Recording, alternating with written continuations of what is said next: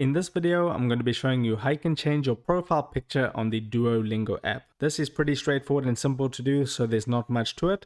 All you need to do is you can see all those options at the bottom there of the screen. You want to tap on the second option with the picture of that girl's head. That's going to take you to your profile. Then you just want to scroll all the way up, and then it's going to show you your name, when you joined, what languages you're currently learning, and then you can see your profile picture or your current profile picture that you have uploaded right now. So that's my one that I have on now. If I want to go ahead and change this, all I need to do is tap on it, and then I have options. I can take a photo, or I can use my photos from my gallery, or I could view the current photo. So I'll just tap on your photos. That's going to go ahead and open up your phone's camera gallery, and then you can go ahead and select a different picture. And then as you can see, it just updated to that picture that I just chose. So that's how you change your profile picture on the Duolingo app.